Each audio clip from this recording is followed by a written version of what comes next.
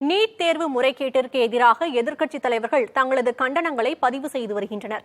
பாஜக ஆளும் மாநிலங்கள் நீட் தேர்வு வினாத்தாள் கசியும் மையமாக மாறிவிட்டதாக ராகுல் காந்தி குற்றம் சாட்டியுள்ளார்.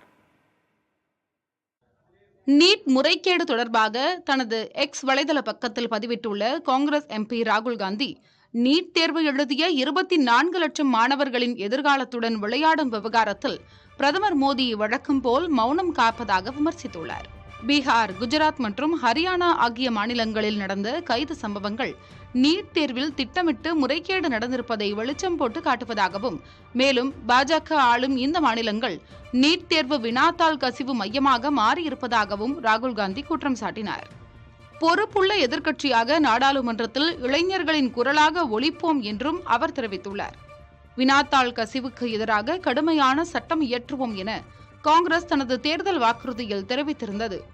இதனிடையே நீட் தேர்வு முறைகேட்டை கண்டித்து டெல்லி ஜந்தர் மந்தர் பகுதியில் ஆம் ஆத்மி கட்சியினர் போராட்டத்தில் ஈடுபட்டனர்.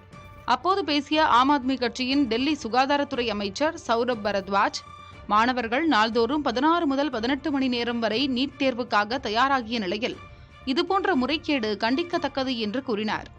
உச்சநீதிமன்றம் குழு அமைத்து நீட் தேர்வு முறைகேட்டை விசாரிக்க வேண்டும் என்றும் அவர் வலியுறுத்தினார்.